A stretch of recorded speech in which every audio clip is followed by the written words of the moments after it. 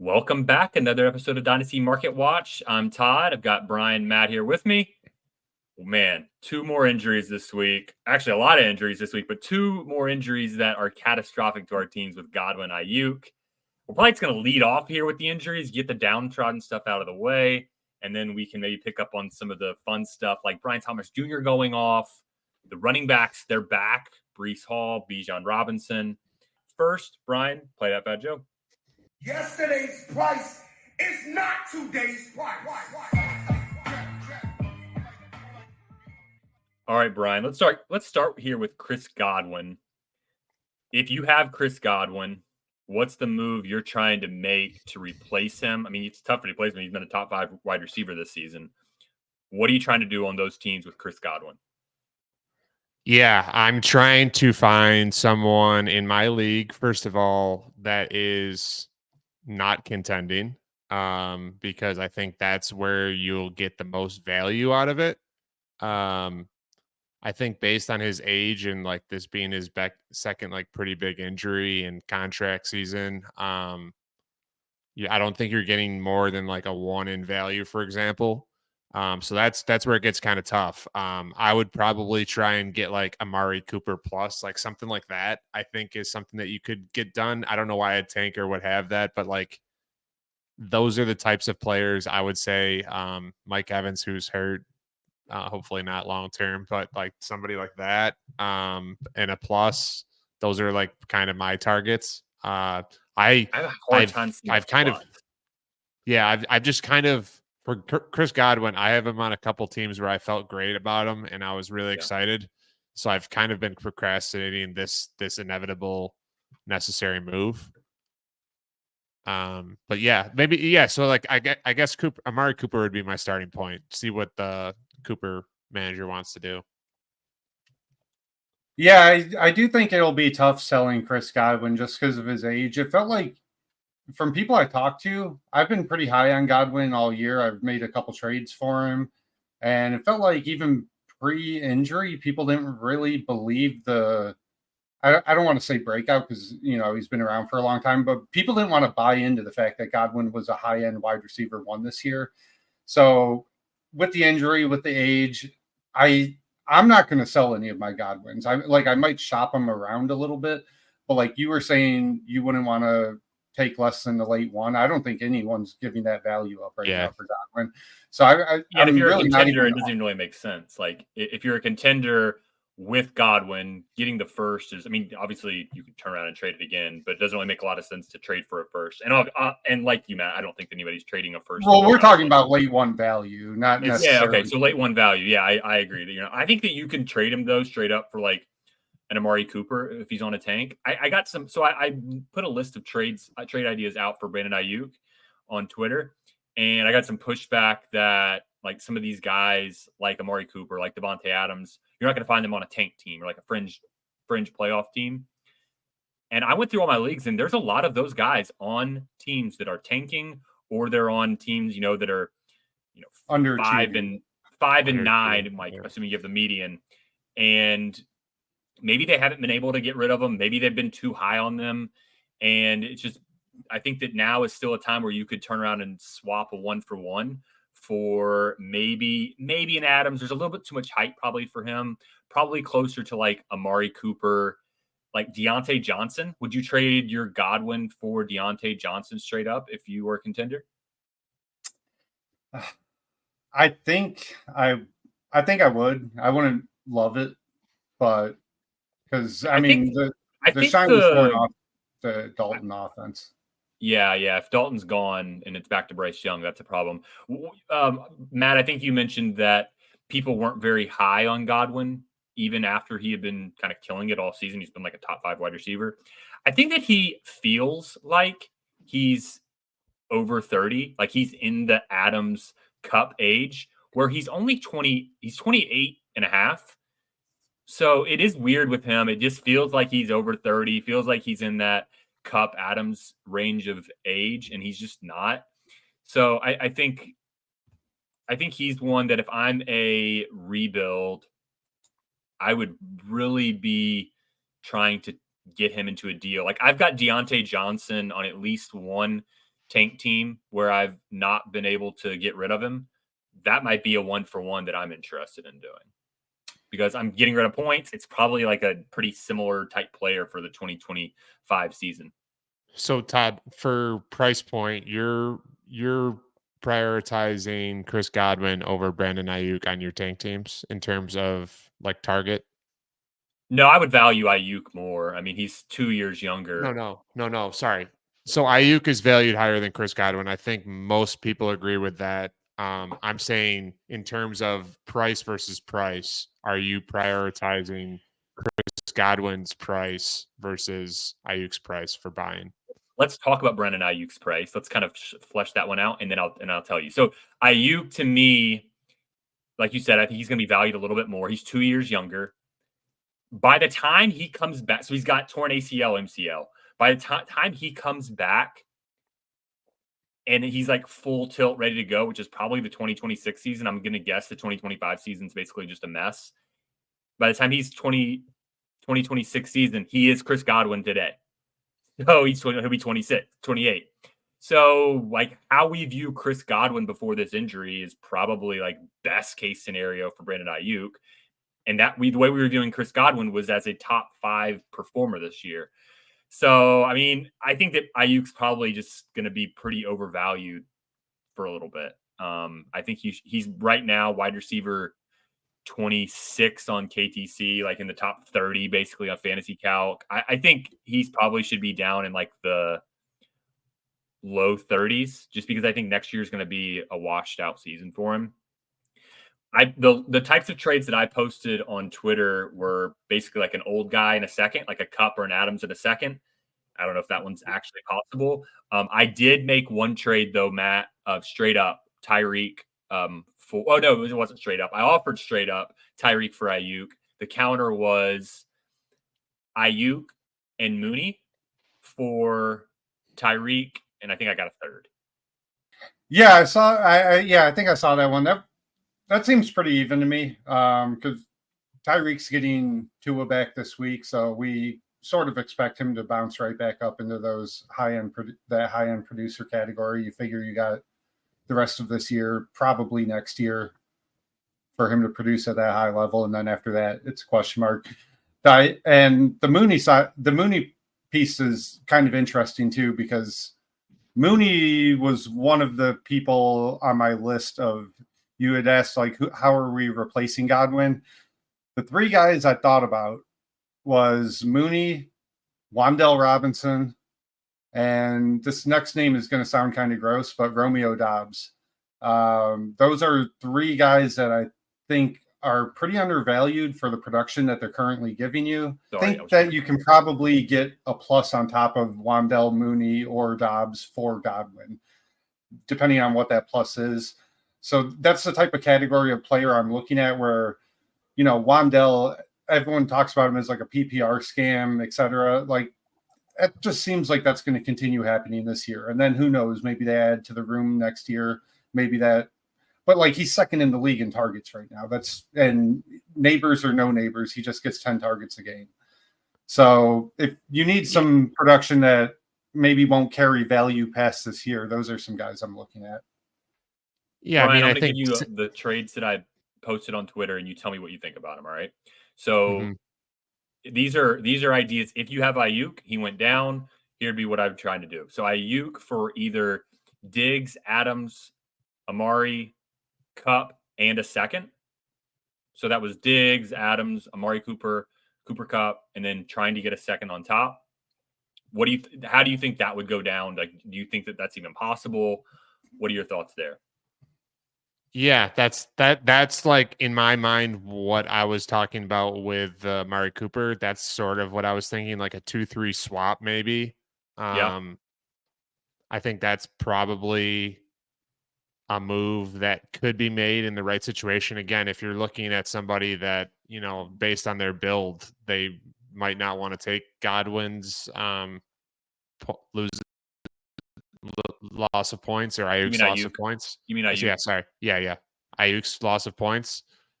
I think probably you could, in theory, maybe get a 2 on top without the 2-3 swap, but I don't really care much about 3s. So if that's Yeah, what so sweetens the just deal. I did make a couple of offers in one league where I have Ayuk, and I offered Ayuk for Adams in a second. The counter was Ayuk for Adams straight up. I just went ahead and rejected that one. I'm going to just kind of hold out a little bit.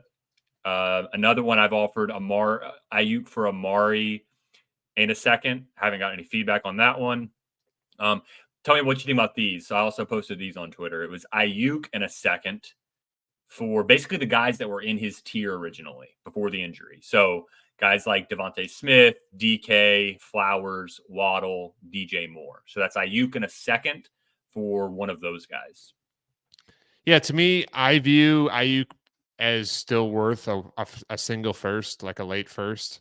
So I think that's kind of in line with those guys you're mentioning. A 1+2 is kind of where that range is. Again, it might take a little bit of a sweetener, maybe Yeah. again, like a two twos for a three, kind of like on top of the receivers. Yeah. But So I maybe you do mean, like Ayuk and two twos for like yeah, one of those I think those receivers are and things like to a definitely backup investigate with running back. Ayuk, because I don't think people are going to be thinking about him being out, like you're saying, until the 2026 season, potentially or probably, Yep. likely. So that's something to definitely take advantage. And Chris Godwin, to your point earlier, is definitely treated older than he actually is in reality. And it's kind of like the DJ Moore effect to me. Like, his name's been around for a while, that you just kind of like, oh, he didn't achieve this thing that I expected him to, even though Chris Godwin kind of sort of was this year before the injury. That's what's so shitty about this. But yeah, I think those are interesting for sure. And it'll be Yeah, manager specific. I think you can definitely find people where you'd be able to make those trades. the really tough thing about these two specific injuries, Godwin and Ayuk, is for different reasons, both of them don't have the value insulation from an injury that you kind of would have hoped for. Like with Godwin, it's kind of his age. And with Ayuk, there was already people getting down on him for his lack of production this year. And then there's been some stats going around this year about how last year was actually kind of an outlier for him, for his career, in terms of efficiency. Yeah. And so I think he already had some kind of bad vibes with him. And then I think people are taking all that into consideration when trading for him. So I'm tempted to kind of go the other way on this and want to buy Ayuk. And the thing Let's that hear it. holds What are you me up, trying to buy for? That was my next question. like, really, I think some of the trades that you kind of mentioned are fair. I would send Amari Cooper in a second for Ayuk. If that second wasn't early, that's the thing. Yeah. If it's early, then if I'm Yeah, a tanker, then you're not getting my early second. Yeah, like maybe you've got a late one also that you could throw in. What about some of the ones that I mentioned of the guys that were in his range before? So like Devontae Smith, DK, Flowers, Waddle, DJ Moore. Would you move one of those guys for Ayuk in a second? No, I wouldn't. Just because because of what you said. We're expecting him to miss all next year. Yeah. I think there's just going to be a better time to buy Ayuk than right now, and that's another thing that's kind of making me hold off on buying right now. Like I think Well, come two twos. I would pay two twos for Ayuk, and we're like a month Sorry. away. Let me We're let like me a month rephrase that away from question. the trade deadline in a lot of leagues. I think that's a great time that you can buy Ayuk, depending on if he's still on a contender at that point. Let me rephrase that question. I was meaning Ayuk. Would you trade one of those guys, DVS, DK, Flowers, Waddle, DJ Moore, for Ayuk and two twos? Oh, I would do that. I would do that if I was a tank team. yeah. If I was out of a playoff race, I'd do that. Yeah. Ryan, what about you? So Matt, in theory, you're potentially buying Ayuk in non-tank situations too. Am I understanding correctly? Potentially. Probably not, but if I had the depth, I would. On my best team, I bought Rashee Rice right after his injury, Oh shit. and I don't Sorry. really. What's that? I just there's a trade that just happened for Ayuk in one of my leagues, and Oh it's yeah, what's that? involving one of the players that Todd mentioned, it's fun. That's funny. Let's hear it. Ayuk in a third for Zay Flowers. There you go. Yeah, I would take just happened 4 minutes ago. So so the reason I haven't sent this offer yet is because I thought it might be kind of insulting, but I also didn't really want to add to it. Do you think it's fine to offer Godwin and a lock early second for Zay Flowers? That seemed like kind of a lowball offer, but I don't think that's a lowball offer. You think that's fine? Yeah. I think it's fine. I saw a trade go down in my league also that involved Ayuk. It was Ayuk and an early second for Xavier Worthy.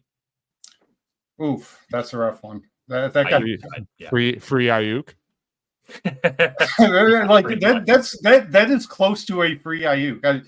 I don't like, none of us are paying a late one for Worthy right now, right? No, definitely not. That's like out of the question until he starts actually producing. But well, that's a nice one for whoever got Ayuk there.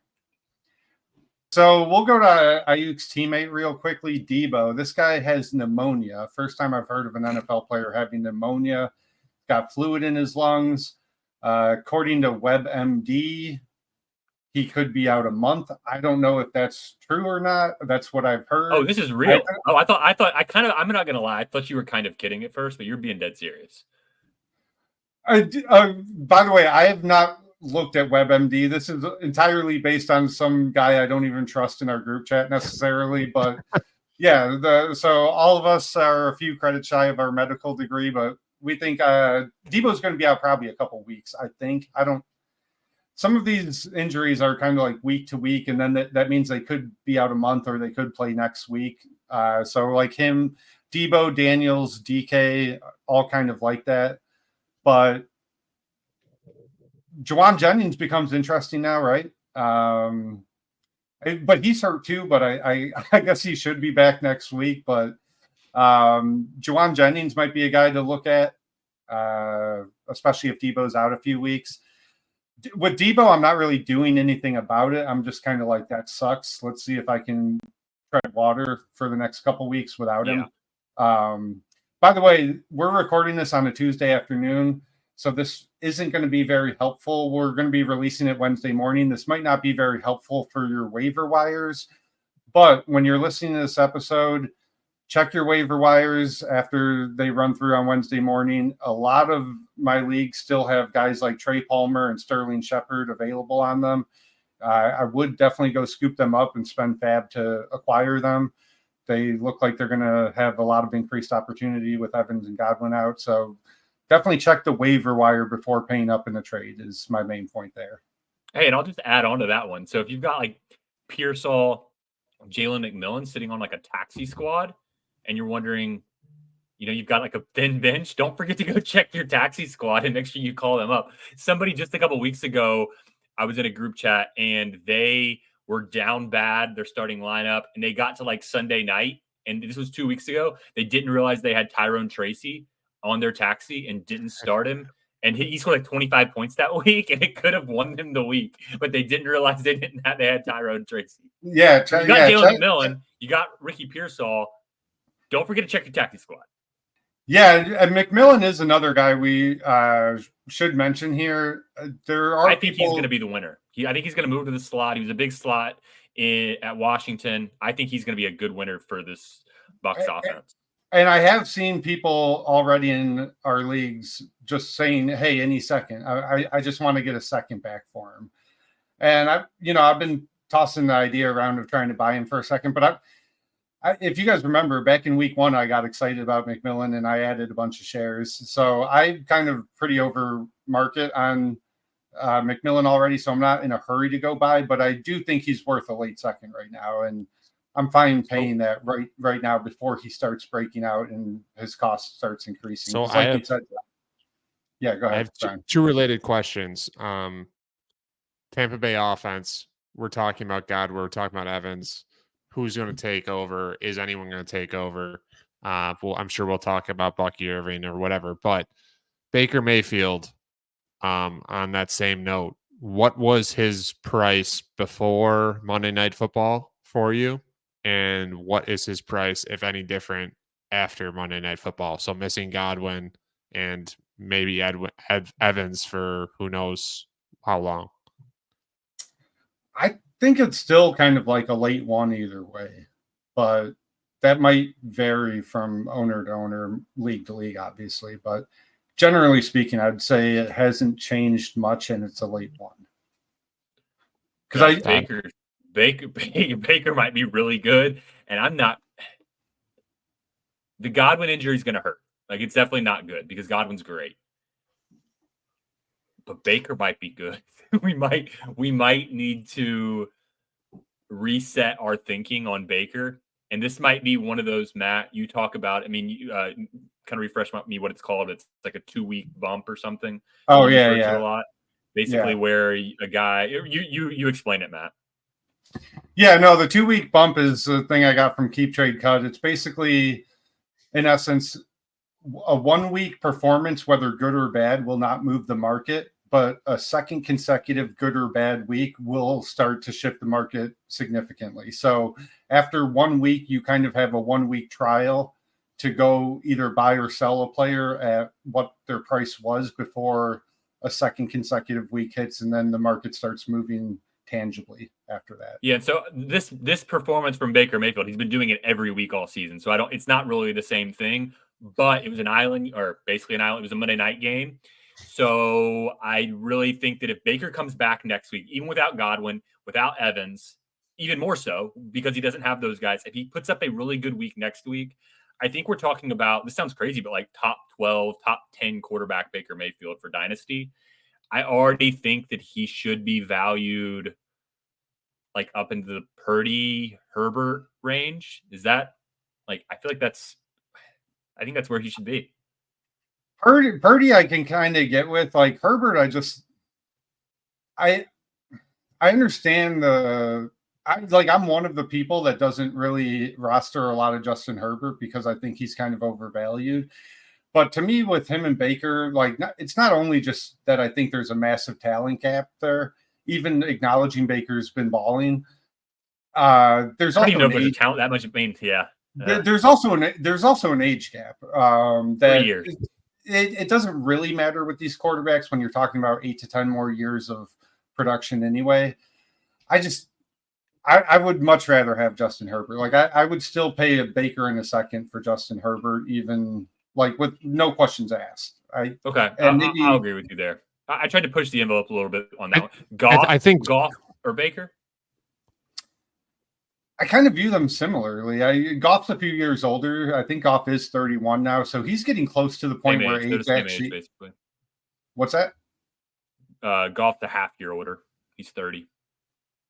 Oh, okay. I thought Baker was 28. Okay, so if they're the same age, then I kind of view them about the same.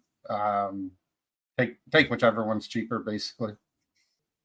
I think it's interesting just the fact that like Matt and then Todd, you conceded the +2 for Herbert thing. I think just the fact that it's a 2 apart says a lot about Baker's value and Herbert's value, and they're going into and it was like 2-1 like a couple months ago. It's kind of interesting for sure. I would be very comfortable paying for Baker like a 1 and a 2 for sure. I'd feel fine about that because I think he is legit. And to Todd's point, if you are believing in Baker, that 2-week bump might be coming if he has another good game. To your point, I mean this might be a great time to buy him, honestly. Like because if he does it without Godwin and Evans, and if he doesn't do it without him, they're not going to hold it that against him for that short-term period, for sure. And maybe I am like a little bit lower on Baker, saying like his value is about a late one. Maybe it should be a little bit higher. But on the other hand, maybe I'm in the minority here. I really don't think these injuries are going to kill Baker's production at all. I don't either. And that's kind of why I'm optimistic about Jalen McMillan. Yeah, I think McMillan could just get carried by Baker. He's probably going to have a bad drop here and there, run the wrong route or something. It's not like they have other options. I like Jalen McMillan. I like McMillan a lot. Sterling Shepard is a guy that can go in and produce for them. Trey Palmer is a guy that can go in and produce for them. It does somewhat remind me of Green Bay's offensive system, where they could lose two, and like the Colts are probably similar. There's a couple teams in the league like this where they can lose their top two receivers, but their receiving core goes 4 or 5 deep. They have a really good offensive coordinator. They have Rashad White, who, we like to beat him up about his rushing ability, but he is a great pass catching running back. Kate Otten is a serviceable tight end, we'll say. They can get receiving production from other spots in the offense, and I think they're going to be okay there. So I would definitely be looking to buy any kind of dip on Baker. I think I wouldn't treat him that much differently after these 2 injuries. All right. So conclusion there, we wouldn't mind tearing down from the elite, what we view as the elite quarterback, to Baker. Otherwise, a first. Brian would throw in a second to go get Baker. Let's talk one more injury here. Let's talk about DK. And Brian, you just traded for DK, arguably before, maybe after the injury. Kind of unsure where that one happened. It happened about the same time as the injury. Broke his own rule too, man. I couldn't believe when I saw that trade go down. So yeah, I'm very adamant against this rule that I broke. And just for that, even if I think it's great value, I hate that I did it only because of that. Not injured, like even if he wasn't injured, because he got injured either before, during, after. I wasn't watching the game at the time. But I traded Bo Nix, Diggs, and Deontay Johnson for DK and a 2. 25-2, I think. So anyways, it's 3 players to a contending team for on a tanking team, DK and a 2. So would I have done this after the clear news? No, I would have probably held him over the fire a little bit. If I'm being honest. Huh? Sounds like DK's week to week. He's week to week. So like, and I'm tanking. So it's like, it's not, as long as it's not a severe injury. My heart dropped when I saw it. First of all, it would suck for someone to get injured like that. But also selfishly, I was like, wow, I just traded for a guy that just tore his ACL or whatever, like, an IU Chris Godwin situation, right? Again, selfishly. But I think my rule is a good one, and I highly, highly, highly recommend no one does what I did for this trade because it's so fucking stupid. Trading in mid game makes no sense. You're not getting the points for the person you're trading for, and you're taking on all risk of potentially this happening. And if this was a severe injury, I would have jumped off my roof into. So let me recap the trade again. It was Nix, Diggs, and Deontay for DK and a second. So Matt, I'm going to break down the trade in terms of draft capital, and then you tell me where I'm wrong. So I'm going to say this is 7 2s for DK and a 2. So I'm going to say Nix is 3 2s. You're wrong. Diggs is 2 2s, and Deontay's 2 2s. So 7 2s for DK and a 2. So one of the 2s cancels. So 6 2s for DK is where I'll settle on this one. So I thought it was 4 2s. So I would. There's no fucking way I would pay 3 seconds for Bo Nix. I just think he sucks in real life. Like I get that he has a nice rushing floor to him. I get that he's 4-3 right now. So, if they keep winning games, he has a better chance of holding he on. had a pretty bad. He had a bad game this past week. I just don't think he's any good. So, okay, I'll reduce that to 2 2s for Bo Nix. And then Diggs and Deontay, I guess theoretically on the higher end, you can get 2 2s for them. And I've seen them go for 2 2s, so I'm not questioning that you can get that. There's just no way I would ever offer pay 2 2s for Deontay and been rejected. Yeah, that seems kind of crazy to me on both ends. But just because like we said, it was really only like a 1 to 2 week bump with Andy Dalton. The offense is back to being among the worst in the NFL. They're probably going to go back to Bryce Young. The good thing with Deontay is he is a free agent after this year, so maybe he gets traded to Kansas City before the deadline. Maybe he gets traded to Tampa Bay, and maybe he signs as a free agent with a good offense. I've just never been that big of a Deontay fan. Like, yeah, he gets open. I don't know. He doesn't really do a lot for me. So maybe that's just my own personal bias. Diggs is getting up there in age. He's not washed yet, but like he's definitely not the player he was 2 years ago. I think that's certain. And I don't think that's going to get any better really as he ages. I just wouldn't pay 2-2s for those type of guys. I would rather pay 1-2 and get Darnell Mooney, who I view similarly.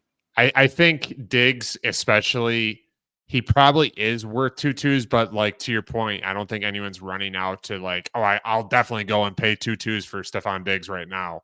I don't think that's happening a lot, but I view it as so I think Todd had it for me, how I viewed it, he added us an extra 2 on basically. I viewed it as like 5-2s for DK. Okay. I'll go 5. I'll settle on 5 to 6 2s. I will say that, and then you're getting a 2, so like 4 or 5 2s for DK. Like that's a pretty good deal. I will say my brother-in-law, John, who's in that league that you made that trade, he kind of texted me and he listens to the pod. Shout out, John. He thought that was a hefty DK price. He was like, is Brian like a huge DK fan? I was like, yeah, he's pretty high on him. Yeah. And I would say you're one of the highest on DK that I know of. I'm a believer. Yeah.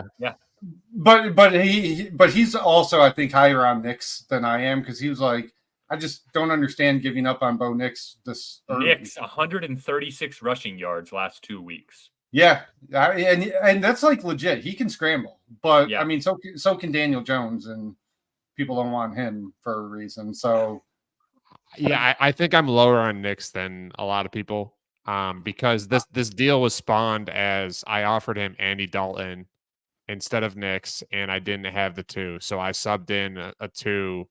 Oh, okay. In Knicks for Dalton, basically. And I did look at that trade again. So that 2 is a 27-second, but the dude has no draft picks the next couple of years. He has an older team. Very good chance that second is early. So I think it's still fair to just call it a 2 general value. But I think it's a good chance of being early. That league is that my team has had some bad luck. I'm playing long game for sure. So we'll just say let's shift off the depressing injuries. Let's shift to something a little bit more positive, and let's talk about some rookies. Yeah. So Brian Thomas Jr., Marvin Harrison Jr., the juniors. Which one would you prefer 1 for 1, Matt? I would prefer Brian Thomas Jr. just because I think that he was a worse prospect than Marvin Harrison. I do think he has shown significantly more than Marvin Harrison has in these first 6 or 7 career games. And I think there's some excuses, some valid excuses you can make for Marvin as to why that is. But to me, I think you can make some similar excuses for Brian Thomas in terms of they're both in kind of a messy offense that has had a lot go wrong for it this year.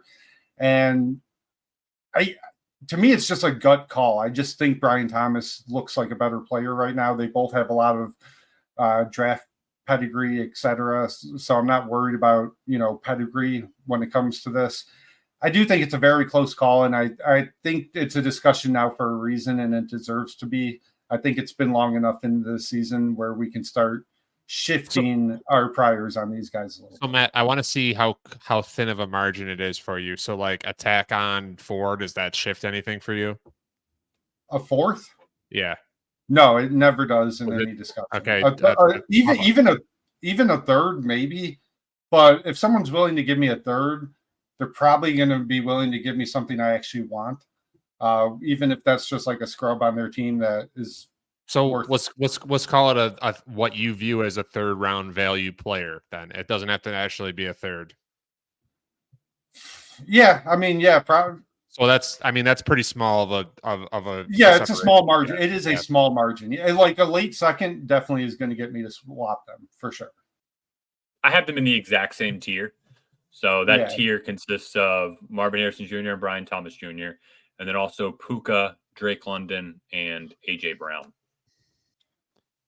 Interesting. I think I have all of those guys that you just listed ahead of the both of those rookie wide receivers. I'm Puka, London, and AJ Brown. Yeah. I think I'm with Todd. I would have them all kind of in the same tier. I get it. Like not big separation, but I think I would lump those three vets or post rookie players together, and then those next two, I think lumping them together makes sense for sure. I just think we are very close to, and I'm kind of going to talk about out of both sides of my mouth here, because I would probably take Marvin Harrison Jr., and it's probably just me sticking to priors a little bit. But at the same time, I think we're very close to another big game from Brian Thomas Jr., where he hops into the Jamar Chase, CeeDee Lamb, Nico ARSB group. Damn. He's already, he's a top, what is he, top 10 in points per game this year? Top 12 in points per game? Yeah, I think so, yeah. He has another one of those like 70-yard touchdowns, like breakaway type things. I think we're getting close to where that could happen. But at the same time, in the last week, whatever that week 6, what did he have, like 3 for 30 yards?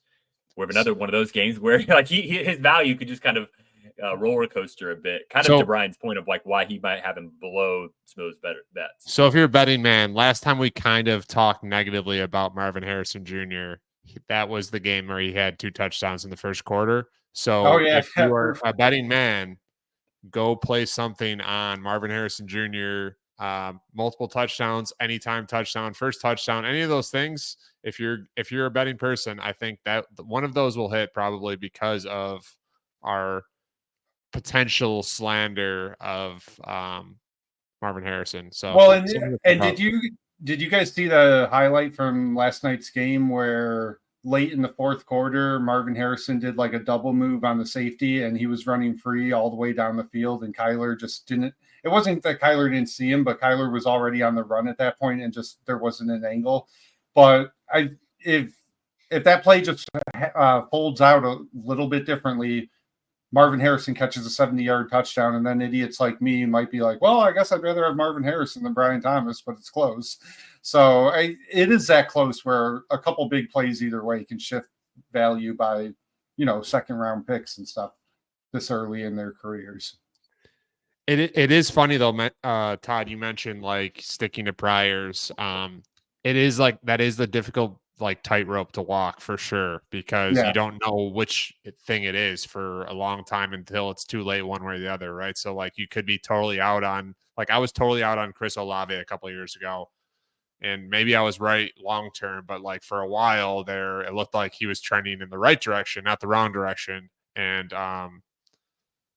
like that, like it's something that like I think ego fuels. I think we want to be right and figure things out on our own and be NFL scouts. And sometimes that's not the case. And you got to almost just read the picture that's in front of you. Well, and another anecdote on the other side of that spectrum about a lesson where sticking to priors is a good thing. I thought Will Levis was a big dumbass who sucked at football. And then I saw him play one game where he lit up, I think, Atlanta or something. I was like, holy shit, is this guy maybe Josh Allen? Yeah, I'll go pay a mid-first for him in 5 of my leagues. And those trades didn't age that well, and I kind of wish I had not done that at this point. But you get that FOMO and like that 2-week bump we talked about, and it's like, man, this guy might be worth 2 seconds a week from now if he does it again. That particular situation you're describing, I did something similar a couple times. I did late first, but that's like, we're talking about Brian Thomas Jr. That was potentially a Brian Thomas Jr. ticket that I sold for Will Levis, right? Like that stings. Yeah. That stings. And I mean, this is easy for me to say maybe as like a high volume trader, but like I've talked to a lot of people where those type of trades just fucking stick with them. It'll be like a year later and they'll be like, man, I'm so fucking mad I made that. Like to me, I'm like Brett Favre after I throw my 200th career interception. I just move on to the next play. Like, that's fine. It happened. It sucked. Like, fucking amnesia is the best thing that you can have in that situation. I love that about you, and I am not that way. I will remember my bad beats from 2006, like playing redrafts in in high school. Like those are things that those will stick with me forever. And that, like, I have 4 or 5 trades I could tell you right now that I've done in the last 5 or 6 years. I can't tell you all the the trades that I've won or been neutral on, but I'll definitely be able to tell you the bad ones. Yeah, like Mike McD and Rounders. Yeah, All right, exactly. let's talk about another rookie that I think belongs in the same tier as Brian Thomas and Marvin Harrison, and that's Drake May, who has gotten off to an awesome start in his career. I don't think you can really phrase it any other way. He's QB5 in points per game right now. He's averaging over 20 points per game. He's faced the Texans defense, who gave Josh Allen and Caleb Williams a really hard time. And you could say it was garbage time, whatever, like they got blown out anyway, but he still equipped himself pretty well in that game. The entire Patriots offense looks different. It looks like a functional 2024 NFL offense, as opposed to the bullshit that we had to put up with Jacoby Brissett.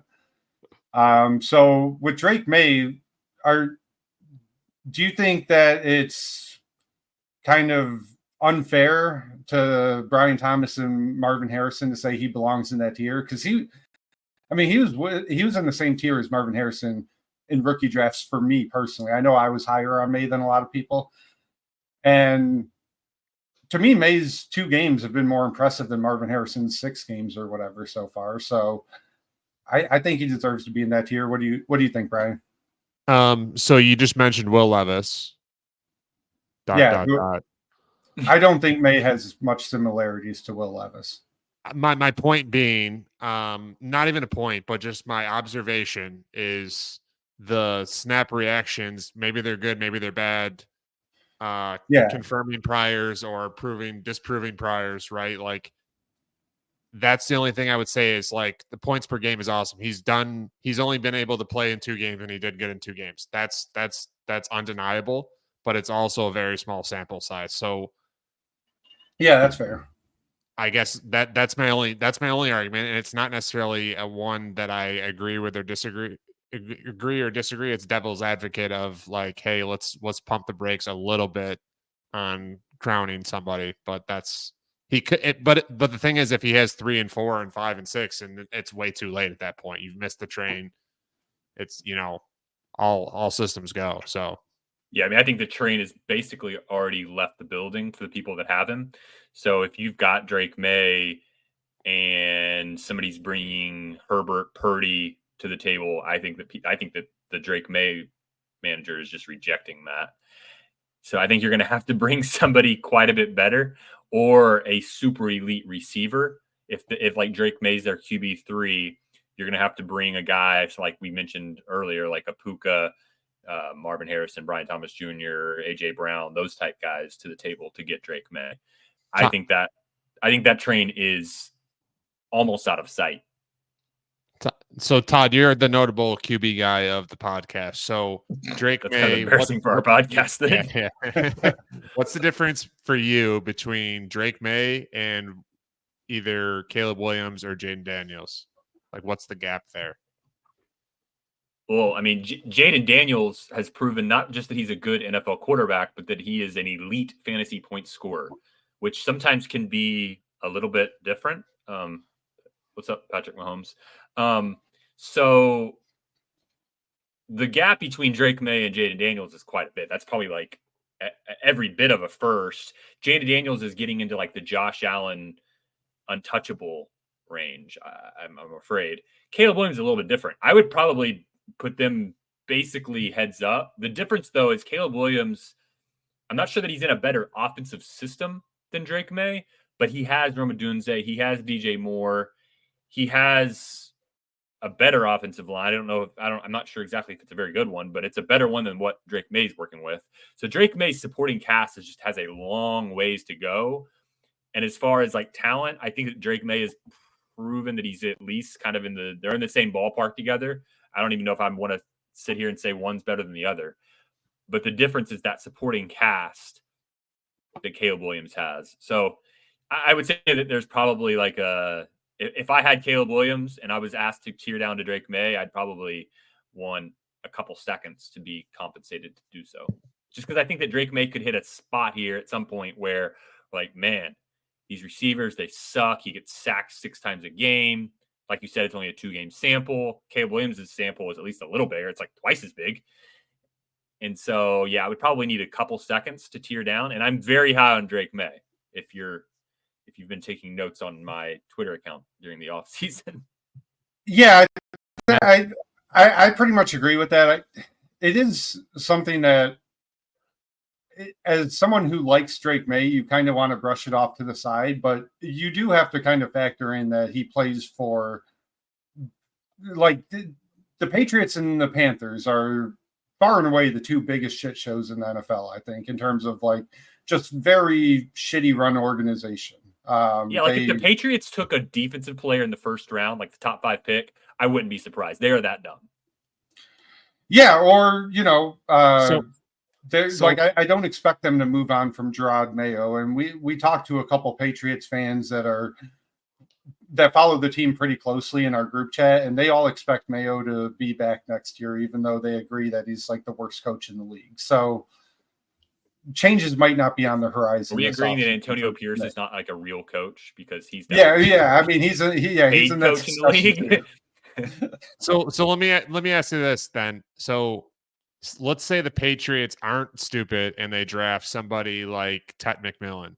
Yeah, I know both of you guys are high on him, based on last week. So does that hurt Ted McMillan or does that help Drake May value wise? Oh, that's great for Ted McMillan because Drake May is willing to throw the ball down the field, and not just is he willing, but he is elite at it. That was the one thing that he was better than Caleb Williams at, better than like basically any prospect of the last like 5-10 years, was his big time throws down the field. Like that was what he hung his hat on as a prospect.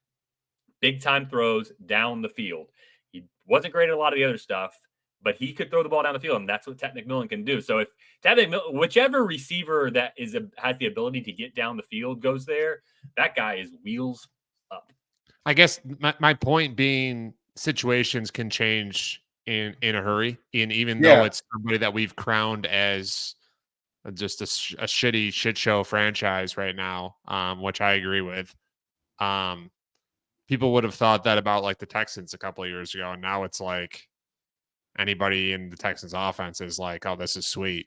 Like, so like things can change, I guess. I would just want to be compensated because the situation, it's not like they're a receiver away. They are a good offensive coach away, a good O-line, and a Ted McMillan type. It's not just like one piece. Whereas like the Bears, like maybe they add one more lineman and like they're kind of awesome offensively. The rest of it's pretty good already. So Caleb has more people right now on existing on the team that we don't have to speculate whether they're going to draft or not, that can bail him out of things and give him boosts for sure.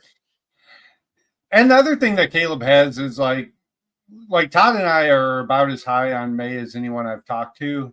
And I think you're pretty close to that also, Brian, but like, it's just a fact that Caleb was a better prospect than May. And he's definitely turned the corner ever since that disaster Texans game. Caleb has been awesome. He's everything he's been built up to be. I still think him and Jaden Daniels is a conversation. I think I'd rather have Caleb Williams long-term still, but it's hard for me to ignore, the fantasy production that Daniels has put up. But, we didn't really cover the Jaden Daniels injury because we think it's so short-term that it's not really going to affect anything. I think it's worth noting that Marcus Mariota took over in that game, went like 18 for 23 for 200 yards and 2 touchdowns. The offense didn't have a drop-off at all. Yeah, they were facing the Carolina Panthers, but Jaden Daniels has been running an offense that has a lot of easy buttons. There's been a lot of made about most of his production coming on first read throws.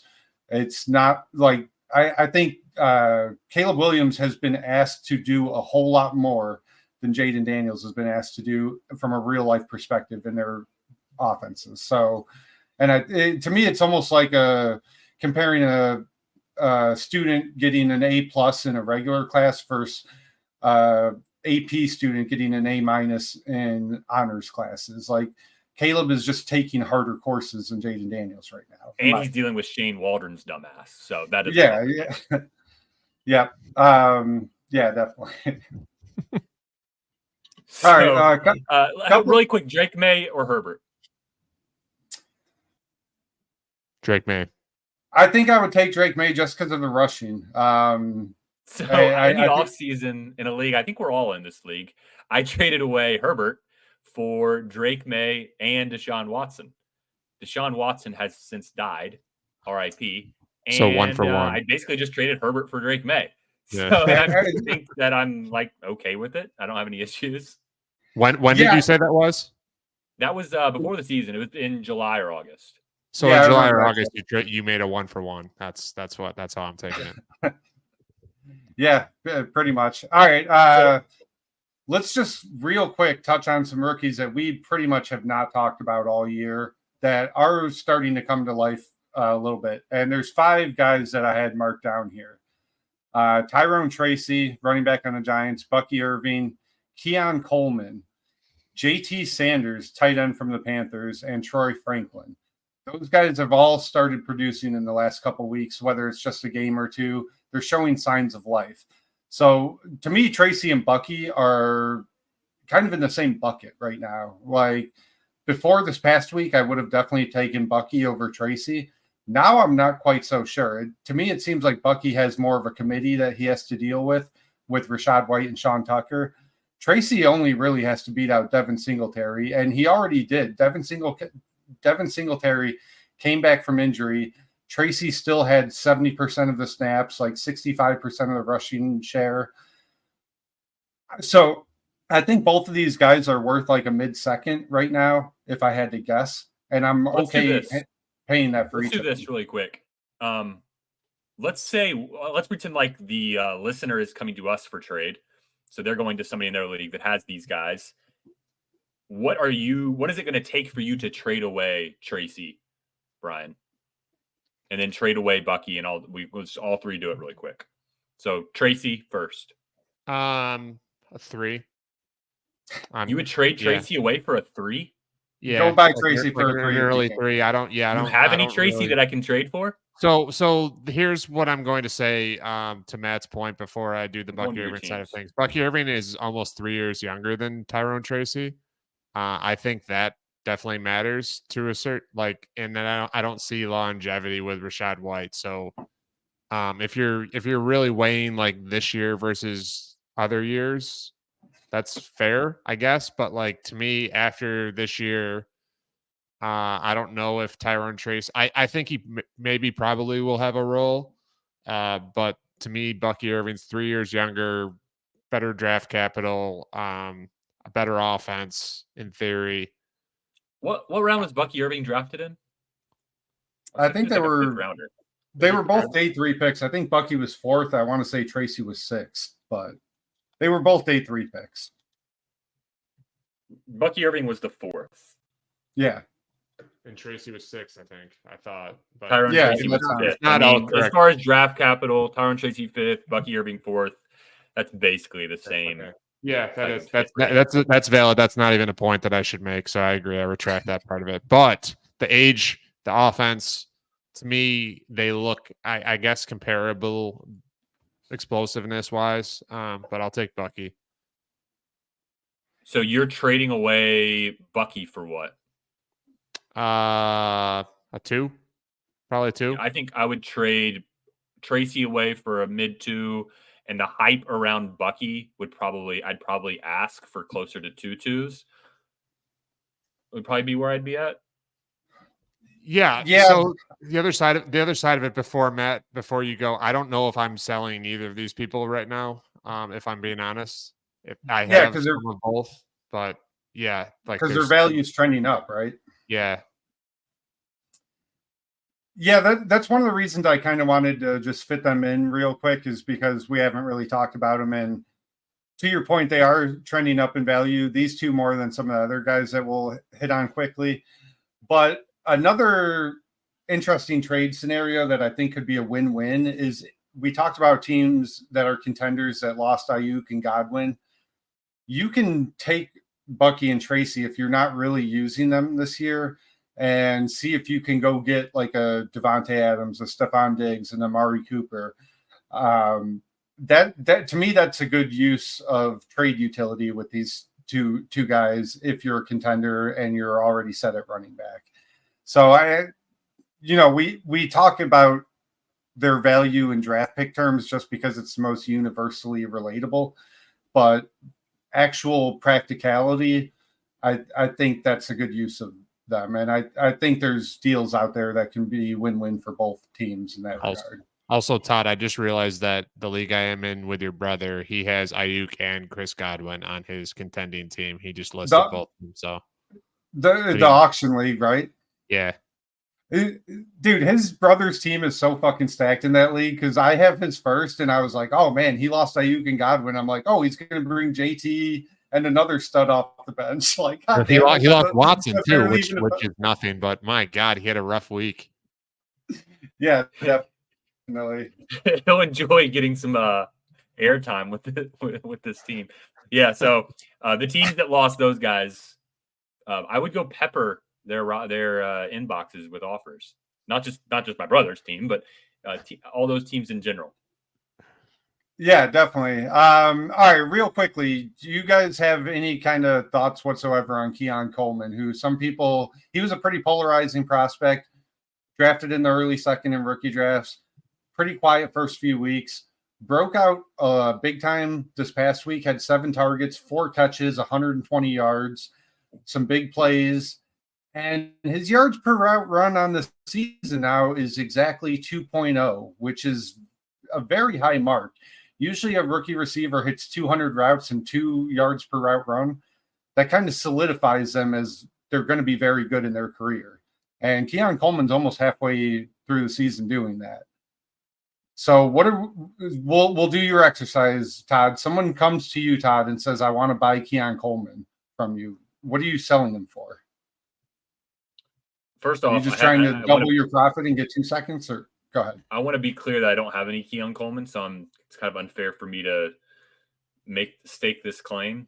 But Can I turn Keon Coleman? In terms of draft capital, I would probably want to try to get a first and give something on top of Coleman. So like a Coleman, Keon in a second for a first. Maybe I can do Coleman in a second for a first. Another thing that I might just a reroll. I don't think he's very good. Yeah, I think that Amari Cooper played like 40% of the snaps. I think Amari Cooper is going to basically be the first read type target for this offense, and then Coleman's just going to get the leftover junk, him and Kincaid. But Kincaid's going to get some of these screens these weird little rollout screens that he runs. So he's going to get some of those. So I think Coleman's going to be I'm going to stake this as the final sell window for Coleman at this like wide receiver 3 type value. So another thing I might try to do if I had Coleman is trade him for maybe like Lad McConkey or one of those other guys that were in that same range in rookie drafts. But yeah, Coleman in a 2 for a first, or that's probably setting your sights a little bit too high, to be honest. I don't even know if that's going to get done, but I'm not very high on Coleman. So there's a lot of people that are, and there are a lot of people that love situation, and he does play with Josh Allen. So I don't know, maybe that is possible. He's fancy Gabe Davis. Like they drafted another Gabe Davis, and it pisses me off that they did it still. I would be interested, like you mentioned first, in like the Keon Coleman and the 2 sort of thing. I wouldn't mind like going into like 26 or 27 1 range territory. In theory, people will kind of depress that value a bit, and in reality, those further out picks have more volatility than any other pick. Mm-hmm. Like the 25 picks, we can kind of see they're clear, like they're pretty much defined here at this point in most leagues that I'm in anyways, that like, hey, we can see that this is like 101 to 104 or 109 to 112. I think 26 and 27 ones, a contender especially is thinking my team's good right now. It's going to be a late one. treat it like a late one, and that's where you might get an early to mid one. You have to, delayed satisfaction, but something to think about. So if you guys have Keon Coleman and you're not a believer, and not only are you not a believer, but you are pretty skeptical that he's ever going to be anything, sounds like Ayuk would also be a good trade target. I was going there. I was going to say, can you trade up into that injured guy range of like an Ayuk? Another one that I just noticed was Roma Dunze, who's been doing kind of nothing. Can I add like you might have to add a little more than a second, but maybe someone drafted Roma Dunze. They're a little bit squeamish, and maybe they do like Coleman. Is Coleman in 2-2s for Rome? That almost feels a little bit too much. I don't know if unless they're like late, unless they're like playoff seconds. You're like Coleman getting into for Rome. You're getting into like the DK Metcalf trade that I made. Like all of a sudden, it's 4 or 5 twos. Yeah. I mean, the fact that you're skeptical on Keon and you're saying maybe that's too much, that should also tell us that's a trade you could probably get done in a lot of leagues. So another one is Olave. Rome, Olave, these guys that have just not really done anything, but I think that they're talented. Yeah. Waddle. Yeah. I mean, Waddle, every day that passes by, I question how talented he is. But that's another one. The issue with Waddle is that the people that have him, they're seeing the news that Tua is coming back. They're probably arbitrarily just moving him back up. So that's a tougher one. Here's a fun one. Keon Coleman or JMO, who's got a 2-game suspension. I think I'd almost rather have Keon Coleman straight up right now, which I don't know, man. I don't know what to do with JMO. I was like starting to believe in him, and he's just kind of a knucklehead, which like he could get over. It's a great insult. I love that insult, by the way. Knucklehead. Yeah, he is. Yeah, like I don't want to be overly harsh. He doesn't seem like a fucking malicious bad dude. He's just kind of a dumbass. But the other problem with JMO, right, is that like even if he hits, he's not really the archetype of player that we like to roster where he's going to get you 22 points or 3. Generally I'm okay with rostering boom bust guys, and Keon Coleman I think is a similar archetype. Like you said, Gabe Davis, Brian, he does seem like the type of guy that's going to get you 4 points or 25. But I think I view Keon as almost like a reroll of JMO. And so I would just kind of want to see where this goes the rest of the year with him. But they're in the same tier for me. Yeah, JMO, just another bad comparison. Like he just gives me like Will Fuller vibes at this point. I think that's where like I see it. I can't wait to hear what somebody that I really love. Yeah, I can't wait to hear what the PED usage was. I feel like it's going to be like Flonase or something, where he just took some sort of weird over the counter product. He's like, oh man, I didn't know. I didn't know that you couldn't. Well, that's like when he got supposedly when he got busted for gambling, he like unlike Ridley, he wasn't gambling on the NFL. He was gambling on other sports, but doing it at the Lions facility. So he just like didn't fucking know the rule, which like that does seem to perfectly fit him. And then the other 2 guys that we don't really need to spend much time on, but I just kind of want to give a quick shout to is like 2 guys that we pretty much all viewed as worthless and probably still are. Troy Franklin and JT Sanders are like round 3, round 4 rookie picks that don't carry much value at all, but they're starting to produce. JT Sanders has gotten some targets, had I think 6 catches for 60 yards last week. Troy Franklin, that Thursday night game against New Orleans, he was actually kind of featured in the offense for the first time all year, had 6 targets, 5 catches, 50 yards. Does have a connection going back to college with Bo Nix. That is a wide open depth chart. So those are kind of opportunities I like to target. I'm not really paying anything specifically for these guys, but if I'm making a trade and the other person rosters them, I'm trying to get them thrown onto the trade. That's pretty much how I'm viewing them. At the same time, if I'm about to make a trade and somebody wants them and I'm going to do the deal anyway, I don't think highly enough where that's going to break the deal. Sure, you can have my JT Sanders. Let's get this deal done. But they're just 2 guys that are. What's that? That's the interesting thing. Yeah. So yeah, I think you said it on them. I did one thing. Sean Payton's not exactly the most reliable person, but he has commented on Troy Franklin that he's sort of ascending. So and we know that the Bo Nix connection is there. So yeah, I don't know. He's probably a big nothing, but both of those guys, Sanders and Franklin, But they yeah, next week are we maybe could be nice to talking have on your 2-week bench. bump with them. Yeah. So let's quickly hit on just kind of like the running back landscape in general. There's a lot of guys that really are producing right now. And I think the biggest thing with running backs is that they're scoring the touchdowns for these teams, and it's producing us fantasy points. You think about Brees Hall, Kyron Williams, Bijan, Gibbs, Derrick Henry, Barkley, Ken Walker. I mean, these guys just are reliable. And if you don't have them, it's going to be tough to win. I mean, they're just scoring touchdowns. And you might have a guy like Jaden Reed or Garrett Wilson or Drake London that like we like maybe just as much on a value perspective. But in the playoffs, rest of the season really, to get the bye week, to win in the playoffs, it's probably going to take some of these running backs on your roster. And it might take at least two of them. Like the zero RB strategy might get you in, but I'm not sure it's going to be enough to hold on once we like your teams with Chuba Hubbard that have been performing well. It's probably going to come down to, do you have these guys I just mentioned? It's interesting because we've as a podcast, I think we've generally devalued the running back position, certainly this season, certainly of late. But the list that you just ran through, outside of Brees and Bijan Gibbs, so like 5-6 other guys that have been unreal RB1s so far, were very, very obtainable in most leagues, and we're being shopped pretty aggressively, honestly. Like, Yep. I bought quite a few Barkley shares. I bought a couple Henry shares. I bought a Kyron share. I bought 3 or 4 Ken Walker shares that are now, their value is maybe not doubled, but pretty damn close in a lot of places, I think. Like Barkley right now, like I don't think anyone's selling Barkley for less than 2 1s. Like Kyron is certainly past those, punt returner, massive value gap there.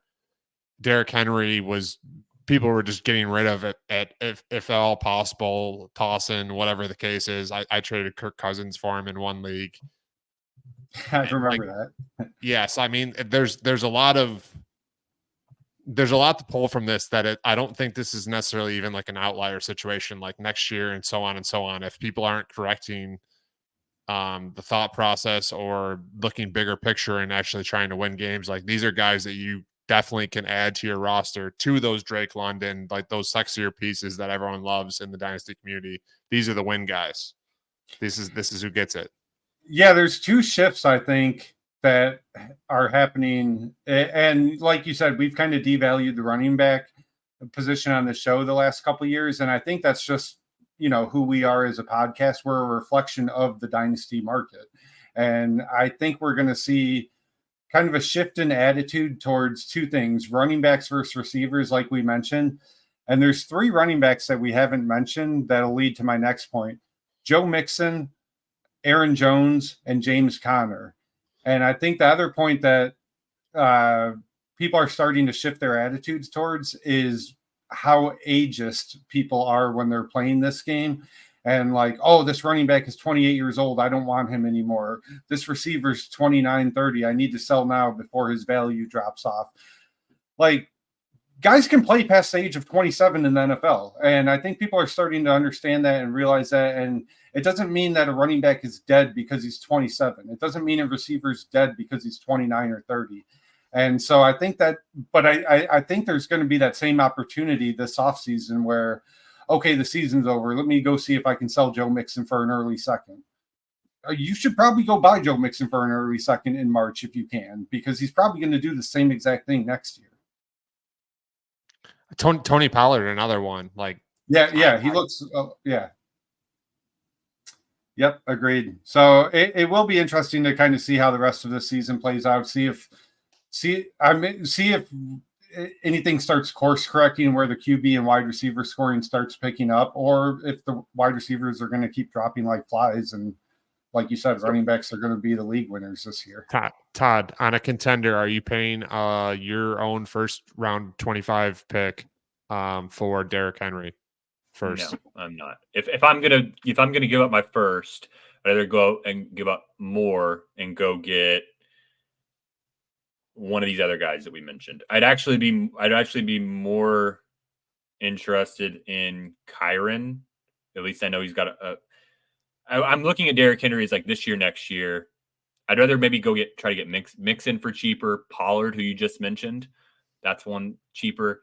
Henry's great. Like, I'm not knocking him, but I'm just a first round pick for him, especially when we think about when you get into the playoffs, the points differential is not that massive in your matchups. So Derrick Henry for a first is probably a little too steep for me. But these guys that we're talking about, these top end running backs, there's gonna be a couple tank teams or fringe contenders that are about to get knocked out.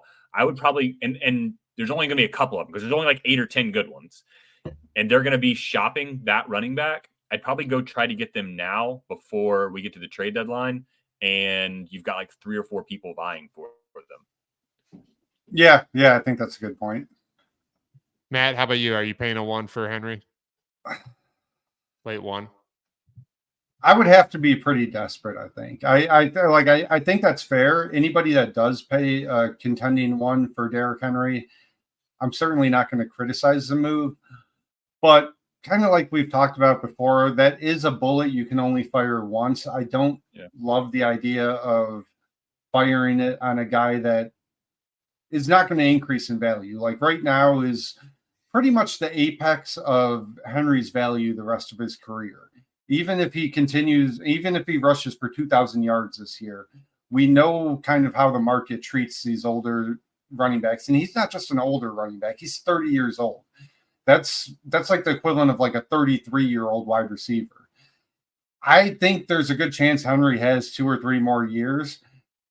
I think I could get Joe Mixon for cheaper. So I'm probably going to try and do that. But I'm fine with anybody who chooses to do that. I think that's probably what he's worth, is like a late 1. So if I can do that without using a first round pick, like can I give them Bucky in a second or something like along those lines? I'm more comfortable doing that. I like that.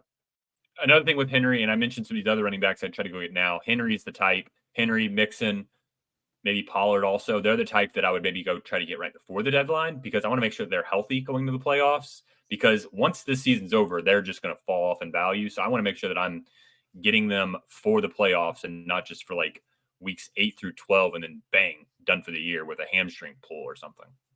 Well, and that's another reason that, like, even though they're it's easy to just say, oh, these guys suck, whatever. That's why it's important to kind of keep an eye on which rookies are starting to pop up with midseason production. Like next week, if Troy Franklin has 6 catches for 70 yards and a touchdown, then maybe you can use Troy Franklin and a second and go get Derrick Henry. So things like that. So just kind of be aware of the guys on your bench who's increasing or decreasing in value and use them at opportune times. I like that. Yeah, that's a good point. All right, let's wrap things up. Thanks for listening to Dynasty Market Watch. I'm Todd. You can find me on Twitter at DynastySFlex. You can find Matt at Dynasty Peasant, and you can find Brian at Brian_O'Leary1. Feel free to reach out to any of us to hop into the Discord. It is free. Thanks for joining. Go Seas. Fight.